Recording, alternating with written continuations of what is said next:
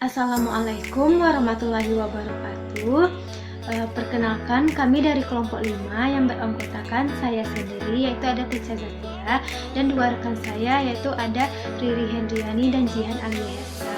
Nah, pada hari ini, pada kesempatan kali ini, kami dari kelompok 5 akan mempresentasikan mengenai materi tentang protein sel tunggal.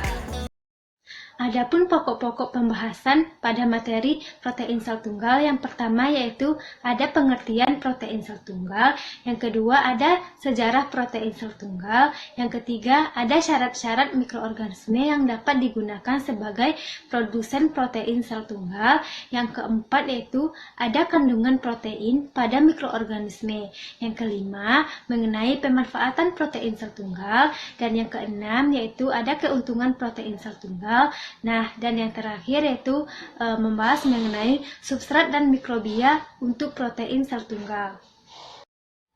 Nah, untuk materi yang pertama yaitu mengenai pengertian protein sel tunggal, yang kedua ada sejarah protein sel tunggal, dan yang ketiga yaitu ada syarat mikroorganisme yang dapat digunakan sebagai produsen protein sel tunggal, akan dijelaskan oleh saya sendiri.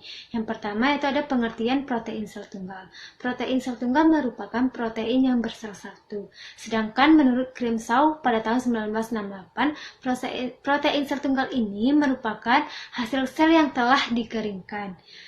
Protein sel tunggal juga dapat diartikan sebagai bahan makanan yang berkadar protein tinggi yang berasal dari mikroorganisme seperti ganggang atau alga yang bersel satu, jamur, dan bakteri.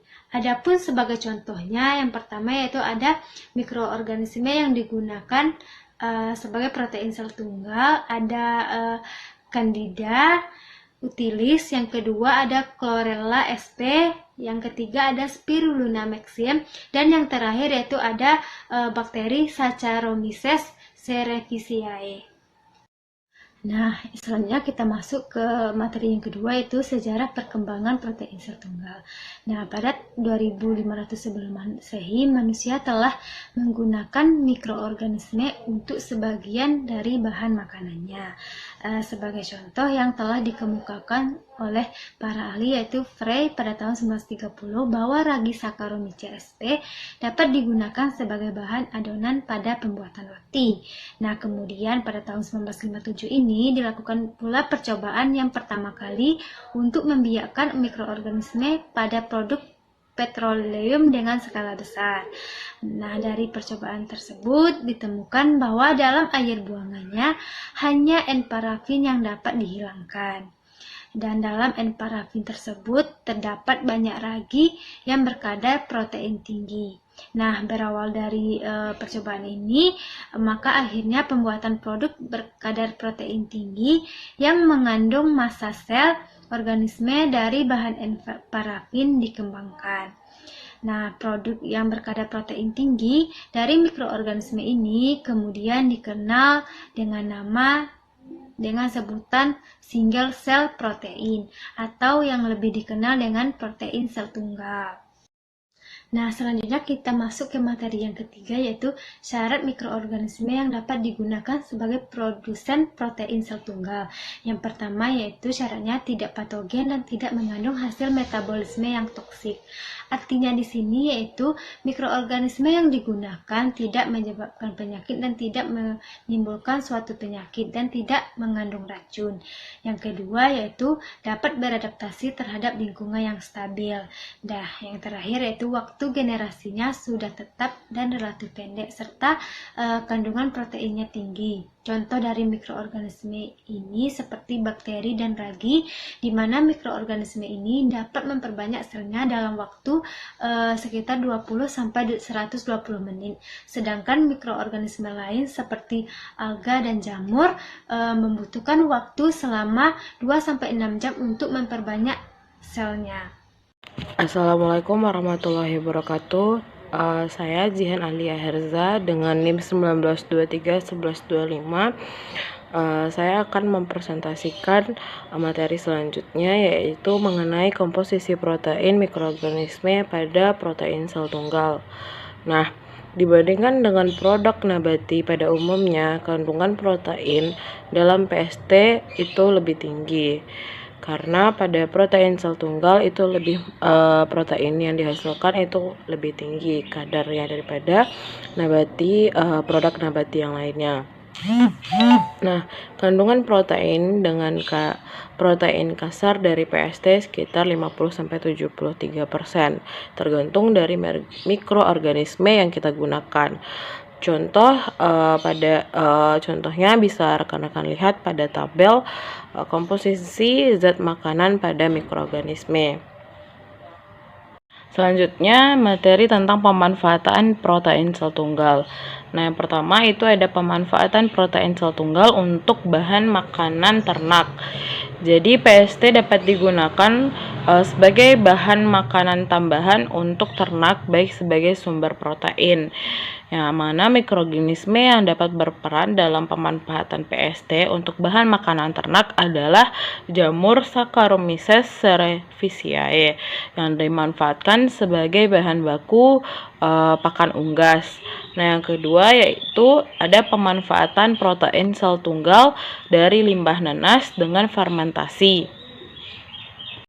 Limbah nanas dapat dimanfaatkan sebagai sumber karbon pada fermentasi yang dapat menghasilkan protein sel tunggal. Nah, pada sebuah penelitian akan dicoba pembuatan PST dari limbah nanas dengan proses fermentasi menggunakan Saccharomyces cerevisiae. Nah, proses pembuatan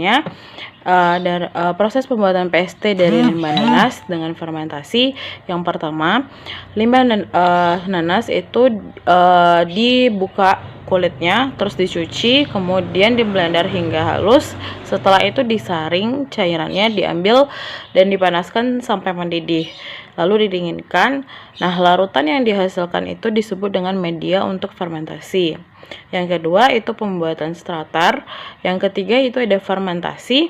Nah, yang keempat, setelah dilakukan fermentasi itu kita dapat melihat kadar protein yang dihasilkan dari pemanfaatan limbah nanas itu dibutuhkan waktu selama 2 hari. Sekian presentasi dari saya kembalikan kepada moderator. Assalamualaikum warahmatullahi wabarakatuh. Halo semuanya, perkenalkan nama saya Riri Hendriani dengan NIM 19231087. Di video kali ini saya akan menjelaskan 3 materi. Untuk materi yang pertama itu pemanfaatan limbah cair tahu, kemudian ada ampas tahu dan ada air kelapa yang digunakan dalam produksi protein sel tunggal dan menggunakan mikroorganisme Saccharomyces cerevisiae. Ketiga limbah tersebut, limbah cair tahu, ampas tahu, dan juga air kelapa ini digunakan sebagai media tumbuhnya khamir Saccharomyces cerevisiae ini, yang nantinya kita akan mengetahui berapa kadar protein yang ada di dalam Saccharomyces cerevisiae ini dan menggunakan medium YPED. Nah, dari pencampuran ketiga bahan tersebut, maka nanti dapat dihasilkan protein sel tunggal yang berkadar protein yang tinggi. Nah, seperti yang kita ketahui bahwa 3 bahan tersebut, yaitu limbah cair tahu, yang namanya limbah itu pasti diketahui orang itu sebagai pencemaran. Nah, ternyata bahan-bahan tersebut dapat dimanfaatkan dalam produksi protein sel tunggal dengan melakukan sebuah pembiakan. Nah, pembiakan dilakukan selama 72 jam, di mana Saccharomyces cerevisiae ini akan mengalami pertumbuhan yang cepat karena nutrien yang terkandung di dalam medium tersebut dalam jumlah yang berlebih, sehingga nanti dimanfaatkan Saccharomyces cerevisiae ini sebagai pertumbuhannya. Dalam hal ini ternyata Saccharomyces cerevisiae ini memanfaatkan beberapa zat, yaitu ada protein, karbon, mineral yang diperoleh dari ekstrak khamir, pepton, dextrosa, limbah cair tahu, ampas tahu, dan juga air kelapa. Nah, yang ekstrak khamir itu yang merupakan pembuatan dari medium YPED tersebut. Nah, ada beberapa proses pembuatan protein sel tunggal dari Lalu bagaimana proses dari pembuatan limbah cair tahu, ampas tahu, dan juga air kelapa ini sebagai dalam produksi protein sel tunggal yang menggunakan mikroorganisme. Nah, untuk langkah-langkah yang pertama, menggunakan atau membuat terlebih dahulu medium YEPD ya teman-teman, medium YEPD. Nah, medium YEPD ini merupakan medium yang dibuat dari campuran khamir, pepton, dextrosa, dan aquades. Nah, dari keempat campuran tersebut, semua bahan tersebut dicampurkan lalu dimasukkan ke dalam sebuah gelas beker hingga kemudian kita aduk hingga semuanya itu tercampur rata atau homogen. Nah, setelah semuanya dextrosa dan aquades. Nah, dari keempat campuran tersebut, semua bahan tersebut dicampurkan lalu dimasukkan ke dalam sebuah gelas beker hingga kemudian kita aduk hingga semuanya itu tercampur rata atau homogen. Nah, setelah semuanya tercampur rata, campuran tersebut kemudian dimasukkan ke dalam sebuah botol hingga volumenya mencapai 150 ml. Langkah selanjutnya, botol tersebut kita tutup dengan menggunakan busa aluminium foil yang telah disterilkan menggunakan autoclave pada suhu 121 derajat Celcius selama 15 menit. Nah, setelah botol tersebut ditutup dengan busa aluminium foil, selanjutnya medium akan didinginkan. Medium tersebut akan didinginkan dan setelah itu siap untuk setelah didinginkan siap untuk diinokulasikan. Nah, inokulasi ini merupakan perpindahan suatu mikroorganisme dari asalnya atau dari tempat asalnya ke medium yang berbeda dengan menggunakan tingkat yang praktis yang sangat tinggi. Untuk materi selanjutnya yaitu keuntungan dari protein sel tunggal.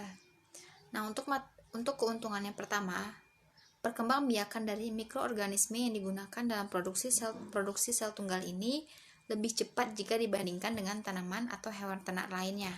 Hal ini dapat kita lihat pada tabel yang telah disajikan bahwa biasanya kan protein sel tunggal ini menggunakan mikroorganisme bakteri dan ragi. Nah, di sini dapat dilihat bahwa mikroorganisme bakteri dan ragi memiliki waktu yang lebih singkat atau lebih cepat dibandingkan mikroorganisme lainnya, di mana bakteri dan ragi untuk dia memperbanyak selnya hanya membutuhkan waktu selama 20 hingga 120 menit. Sedangkan mikroorganisme lainnya seperti jamur dan alga membutuhkan waktu yang lama, 2 hingga 6 jam. Bahkan tanaman dan hewan ternak dan tanaman pun lama hingga berminggu dan tahun. Keuntungan protein sel tunggal yang kedua yaitu mikroorganisme yang digunakan dapat dengan mudah dimodifikasi secara genetik, misalkan dengan mutasi untuk memperbaiki produksinya.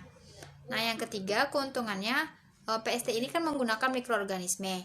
Nah, ternyata keadaan protein dari mikroorganisme yang digunakan ini lebih tinggi dibandingkan dengan yang lain. Yang keempat, mikroorganisme yang digunakan ini dapat juga menggunakan medium seperti petroleum, metanol, dan juga hasil buangan lainnya untuk pertumbuhan dari mikroorganisme tersebut. Nah, yang kelima, produksi PST ini dapat dilakukan secara kontinu atau secara berulang karena dia tidak bergantung atau tidak tergantung pada iklim maupun luas dari tanah yang digunakan jika dibandingkan dengan memproduksi bahan makanan yang lainnya. Nah, selanjutnya, PST ini dapat dipilih mikroorganisme yang tepat dan unggul secara genetik. Baiklah, untuk materi yang selanjutnya yaitu substrat dan juga mikroba yang digunakan untuk protein sel tunggal. Di sini saya akan menjadikan beberapa tabel dari mikroorganisme dan juga substrat yang digunakannya.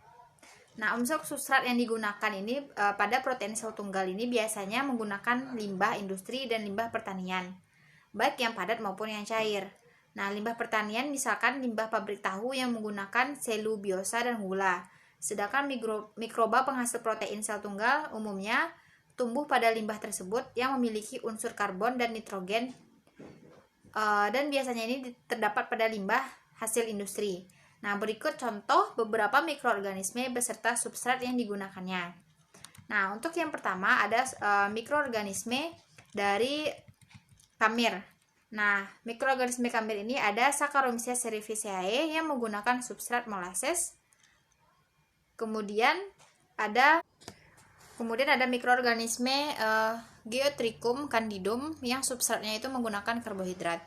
Kemudian lanjut kepada mikroorganisme lain yaitu kapang. Nah, contohnya itu ada Aspergillus fumigates yang menggunakan substrat limbah. Kemudian ada Fusarium sp menggunakan substrat biji-bijian. Selanjutnya ada bakteri Hygrophila Hydrogenimonas sp yang menggunakan substrat H2 dan juga CO2.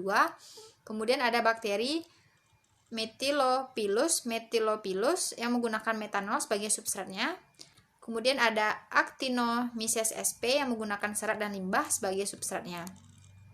Selanjutnya juga ada mikroorganisme ganggang yaitu Spirulina maxima yang menggunakan air gas pembakaran sebagai CO2 yang digunakannya sebagai substratnya.